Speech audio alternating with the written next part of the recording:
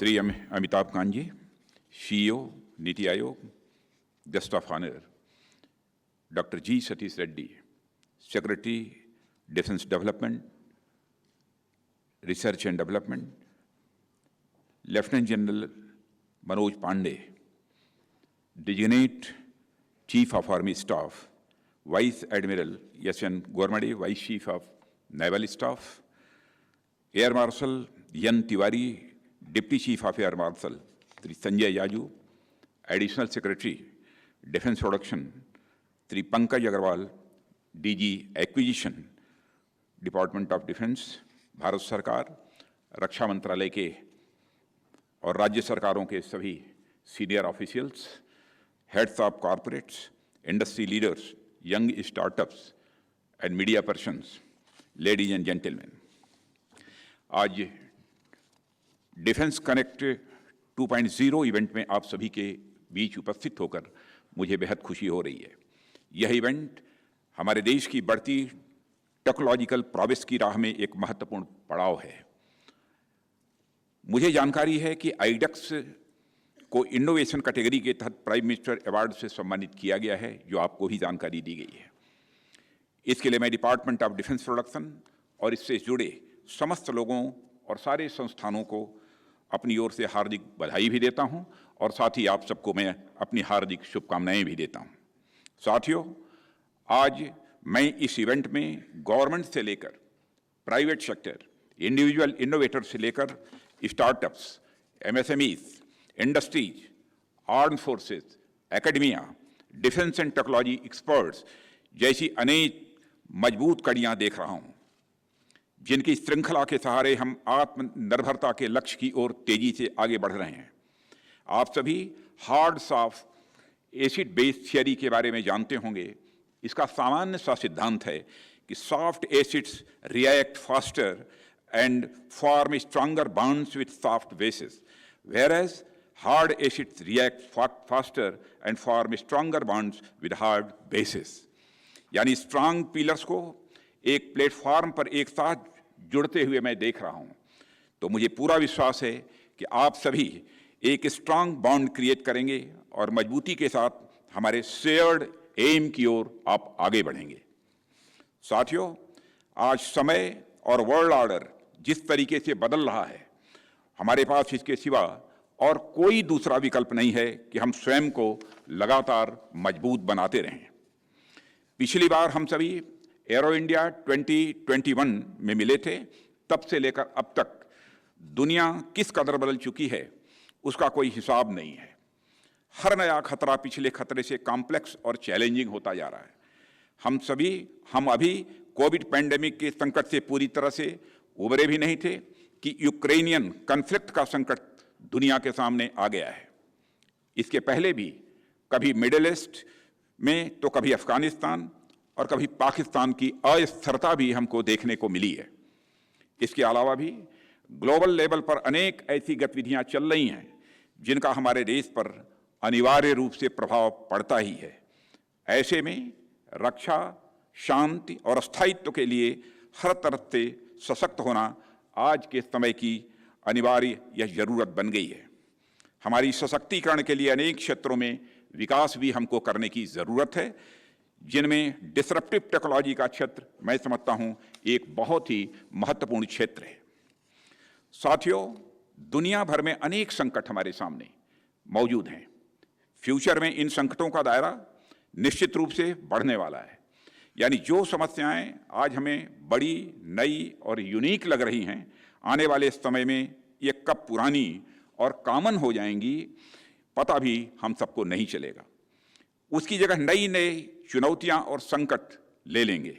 ऐसे में अपने आप को रिलेवेंट बनाए रखने के लिए डिसरप्टिव टेक्नोलॉजीज में डेवलपमेंट हमारी की रिक्वायरमेंट हो जाती है। साथियों, डिसरप्टिव टेक्नोलॉजी का मतलब होता है वे टेक्नोलॉजी जो स्टेटस को डिसरप्ट कर दें, यानी पहले से चले आ रहे सिस्टम में एक आमूलचूल परिवर्तन कर दें।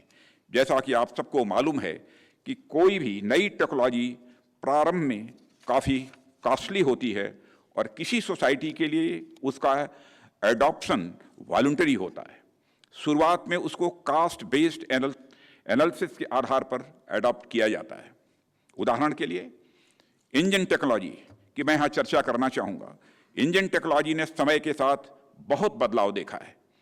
सदियों पहले स्टीम इंजन की शुरुआत हुई जो इंडस्ट्रियल रिवॉल्यूशन का यह आधार बनी थी, पर इंजन टेक्नोलॉजी डेवलपमेंट प्रोसेस वहीं नहीं रुका। उसके बाद हमने आईसी इंजन का दौर भी देखा है।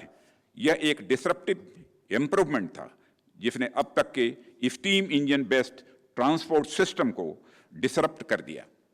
इसी कड़ी में अब हम इलेक्ट्रिक और हाइड्रोजन बेस्ड व्हीकल्स की ओर भी आगे बढ़ रहे हैं, और यह आईसी इंजन की सबसे बड़ी कमी यानी उसके इमिशन से होने वाले इन्वायरमेंटल इम्पैक्ट को एक झटके में यह दूर कर देगा।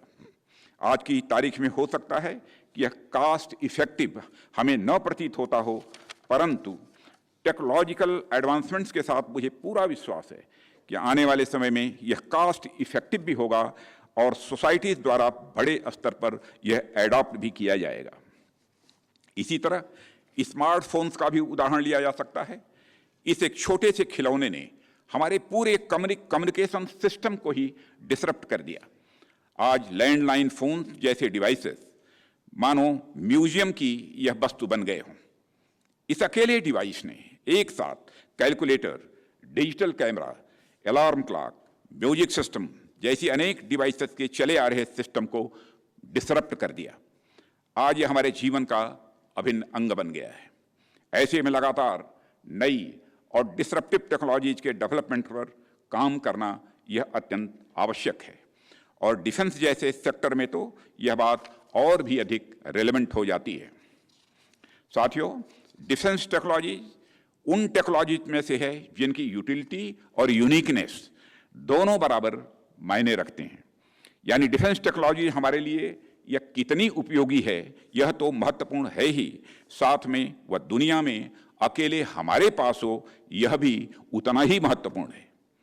जैसे जैसे यह टेक्नोलॉजी औरों के पास पहुंचती जाती है, इसका होना या न होना यह बराबर हो जाता है।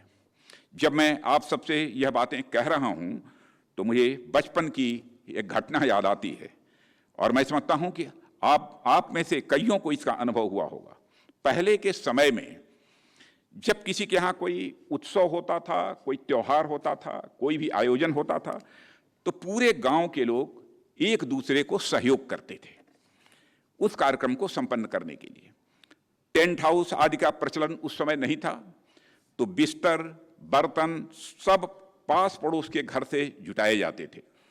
ऐसे में बर्तनों के कभी खो जाने या एक दूसरे से बदल जाने की घटनाएं भी यह प्रायः होती रहती थी, जिसके कारण सहयोग करने वालों को बहुत परेशानी होती थी। अब गांव की एक बुजुर्ग माताजी ने इसका हल निकाला। उन्होंने अपने बर्तनों के नीचे रंग लगाकर प्लस का निशान बना दिया। अपने जितने भी उनके बर्तन थे उसके नीचे रंग लगाया, पेंट लगाकर प्लस निशान बना दिया। आज के समय में आपको यह आसान तरीका लग सकता है, लेकिन उस समय यह बहुत बड़ी क्रांतिकारी टेक्नोलॉजी थी। जो टेक्नोलॉजी आपके बर्तन को वापस करा देती थी, उससे बड़ी टेक्नोलॉजी उस समय और क्या हो सकती थी। इसका असर भी हुआ, उन्हें अपने बर्तन सही सलामत वापस मिलने लगे। पर 3-4 त्योहारों के बाद फिर वही समस्या, फिर वही बर्तनों की अदला बदली। हुआ क्या कि उस माताजी ने जिस प्रकार से प्लस निशान बनाया था, वैसे ही उसकी देखा देखी गांव के सब लोगों ने अपने बर्तनों के नीचे यह प्लस निशान बना दिया। अपना बर्तन अलग करने के चक्कर में सब एक ही काम कर बैठे। होना तो यह था कि कोई माइनस का चिन्ह बनाता, कोई सर्किल का, कोई स्क्वायर का उस पर चिन्ह बनाता, कोई रेक्टेंगल का उस पर चिन्ह बनाता, पर बनाया सबने एक ही निशान प्लस। यानी टेक्नोलॉजी तो बड़ी जोरदार थी, पर सबके पास हो जाने के कारण उसका होना या न होना यह सब बराबर हो गया। डिफेंस टेक्नोलॉजी भी मैं समझता हूं कुछ ऐसी ही है। डिफेंस टेक्नोलॉजी की यूनिकनेस खत्म होने के साथ ही इसका इफेक्ट भी धीरे धीरे कम होता जाता है। किसी समय में .22 राइफल या बाद में सेल्फ लोडिंग राइफल या ओल्ड प्रोटेक्टिव गियर की टेक्नोलॉजी अपने आप में यह बहुत ही महत्वपूर्ण मानी जाती थी, पर समय के साथ साथ इनकी पूछ खत्म होती चली गई। ऐसे में आज यह अत्यंत आवश्यक है कि हम नई टेक्नोलॉजीज के बारे में इमेजिन करें, इनोवेट करें और उनको डेवलप करें। डेफ कनेक्ट 2.0 और आईडेक्स, मैं समझता हूं आप सभी को इसके लिए एक अत्यंत महत्वपूर्ण और यूनिक प्लेटफॉर्म यह प्रोवाइड करता है। साथियों, Def Connect 2.0 Indian defence startup ecosystem के विकास की राह पर यह एक शानदार, मैं इसे उत्सव मानता हूं। यह हमारे initiative innovation for defence excellence यानी आईडेक्स की सफलता का एक विशाल, एक बहुत बड़ा इंडिकेटर है। आईडेक्स ने अब तक अनेक न्यूली बॉर्न और होम ग्राउंड टेक्नोलॉजीज को विकसित होने और आगे बढ़ने में मदद की है। इसने स्टार्टअप्स के लिए इनोवेशंस और टेक्नोलॉजिकल डेवलपमेंट्स को प्रदर्शित करने का एक महत्वपूर्ण मंच भी प्रदान किया है। इसके साथ ही डिफेंस सेक्टर में artificial intelligence, augmented reality, blockchain technology, space technology जैसे फ्यूचरिस्टिक टेक्नोलॉजीज को भी हमारे साइंस एंड टेक्नोलॉजी प्रोफेशनल्स को अच्छी तरह से जानने, उसे समझने और उनका एक्सपीरियंस लेने का एक अवसर यह आईडेक्स ने ही उपलब्ध कराया है। ऑर्डर प्लेसमेंट के माध्यम से स्टार्टअप इकोसिस्टम को भी बढ़ावा और प्रोत्साहन मिला है। हाल ही में डिफेंस एक्विजिशन काउंसिल ने आईडेक्स स्टार्टअप से 380 करोड़ रुपए के 14 आइटम्स खरीदने की भी हमने मंजूरी दे दी है। और साथियों, आईडेक्स अब तक 100 से अधिक आईडेक्स विनर्स को मार्केट में इंट्रोड्यूस कर चुका है और इस प्रकार हजारों स्किल्ड और सेमी स्किल्ड भारतीयों को डायरेक्ट और इनडायरेक्ट रूप से एम्प्लॉयमेंट जनरेशन में भी मदद मिली है। आईडेक्स विनर्स के मैन्युफैक्चरिंग एंटरप्राइजेज में आने के साथ लाखों लोगों को रोजगार मिल सकेगा, ऐसा मेरा विश्वास है। इस तरह हमारे देश के अनेक नागरिकों की सोशियो इकोनॉमिक कंडीशन को बेहतर करने की दिशा में यह एक बहुत ही महत्वपूर्ण कदम है। इसे ध्यान में रखते हुए हमारे मंत्रालय ने आईडेक्स स्टार्टअप्स और एमएसएमईज के प्रोक्योरमेंट के लिए एक new simplified fast track procedure को भी मंजूरी दी है। न्यू प्रोसीजर के अनुसार प्रोक्योरमेंट साइकिल को लगभग 22 वीक्स में कंप्रेस्ड कर दिया गया है। और साथियों, आज मुझे डिफेंस इंडिया स्टार्टअप चैलेंज यानी डिस्क 6 के लॉन्च की घोषणा करते हुए भी बेहद खुशी हो रही है। और इस बार चैलेंज में 38 प्रॉब्लम स्टेटमेंट्स दिए गए हैं। यह पहली बार है कि newly formed 7 DPSU, Indian Coast Guard और गृह मंत्रालय के तहत आने वाले ऑर्गेनाइजेशंस एक आईडेक्स इनिशिएटिव्स में भाग लेंगे। आईडेक्स ने डिफेंस इकोसिस्टम में आत्मनिर्भरता प्राप्त करने के लिए भी रास्ते खोले हैं। हमारे नए एंटरप्रेन्योर्स को लार्ज प्रोजेक्ट्स के डेवलपमेंट के लिए इनकरेज करने के लिए हमने अब तक दी रही ग्रांट्स को भी बढ़ाने का निर्णय लिया है। और आज मुझे आईडेक्स प्राइम के लॉन्च की घोषणा करते हुए भी बेहद खुशी हो रही है। और इसमें ग्रांट के अमाउंट को 1.5 करोड़ रुपए से बढ़ाकर 10 करोड़ रुपए तक कर दिया गया है। और ये हमारे इनोवेटर्स और स्टार्टअप्स की मेहनत, उनकी लगन और उनके प्रोत्साहन के लिए सरकार के सपोर्ट को यह दिखाता है। साथियों, एज ए गवर्नमेंट यह हमारी जिम्मेदारी है कि हम अपने पॉलिसी इंटरवेंशन के माध्यम से इन टेक्नोलॉजीज के डेवलपमेंट को सपोर्ट करें ताकि नए एंटरप्रेन्योर्स नए अवसरों का लाभ उठा सकें।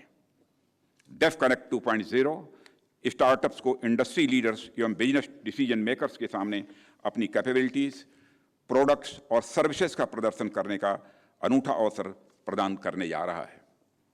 आईडेक्स कॉफी टेबल बुक और आईडेक्स मूवी के लॉन्च के साथ हम नेशनल और इंटरनेशनल लेवल पर आईडेक्स विनर्स और डीआईओ द्वारा की गई अभूतपूर्व प्रोग्रेस को प्रदर्शित कर सकते हैं। साथियों, आईडेक्स विनर्स, इनोवेटर्स और नए एंटरप्रेन्योर्स आगे चलकर डिफेंस इंडस्ट्री के एक अहम हिस्से के रूप में ये हमारे सामने होंगे, ऐसा मेरा विश्वास है। ऐसे में हम अनेक कदम उठाकर अपनी इंडस्ट्री को सशक्त करने के लिए एक इकोसिस्टम का निर्माण कर रहे हैं। और हमारी डोमेस्टिक इंडस्ट्री की भागीदारी डिफेंस सेक्टर में अधिक से अधिक हो, इसके लिए सरकार ने डिफेंस के लिए कैपिटल एक्सपेंडिचर का एक निश्चित हिस्सा डोमेस्टिक प्रोक्योरमेंट के लिए रिजर्व कर दिया है, जिसकी जानकारी हमारे डिफेंस सेक्रेटरी ने आपको दी है। इस वर्ष यानी 2022-2023 के लिए 60% यानी लगभग 85,000 करोड़ कर दिया गया है, और इसका 25% केवल प्राइवेट इंडस्ट्रीज को दिया जाएगा। और साथ ही मुझे इस बात की बेहद खुशी है कि कुछ ही दिन पहले पॉजिटिव इंडियनाइजेशन की तीसरी लिस्ट भी जारी की जा चुकी है, और साथ ही दिसंबर 2021 में डिफेंस पब्लिक सेक्टर अंडरटेकिंग्स के इंपोर्ट को मिनिमाइज करने के लिए डीडीपी द्वारा 2500 आइटम्स की लिस्ट भी जारी कर दी गई है। इन सभी का प्रोक्योरमेंट डोमेस्टिक वेंडर्स के द्वारा किया जाने वाला है, और हमने यह काम प्रारंभ भी कर दिया है। और साथ ही इसमें 351 ऐसे आइटम हैं जिनका एक टाइमलाइन के बाद इंडियन इंडस्ट्री से प्रोक्योरमेंट होने लगेगा। एक सीमा निर्धारित कर दी है कि इसके बाद इसका प्रोक्योरमेंट यदि होना चाहिए तो इंडियन इंडस्ट्री के द्वारा ही होना चाहिए। इसके अतिरिक्त सरकार ने defence research and development budget का 1/4 हिस्सा industry led research and development को डेडिकेट करने, एफडीआई बढ़ाने जैसे अनेक कदम उठाए हैं, जो हमारी सरकार, हमारी आर्म फोर्सेस, हमारी इंडस्ट्री, स्टार्टअप्स और हमारे इनोवेटर्स सभी के लिए यह लाभकारी है।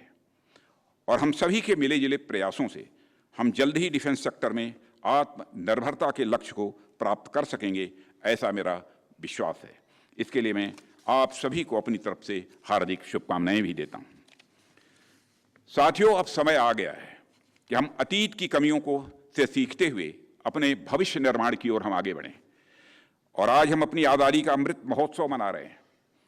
आज आने वाले 25 वर्षों में जब भारत अपनी स्वतंत्रता का 100वां वर्ष मना रहा होगा, आप सोचिए उस समय हम टेक्नोलॉजिकल एडवांसमेंट्स और इनोवेशन के क्षेत्र में कितना अवसर प्राप्त करेंगे।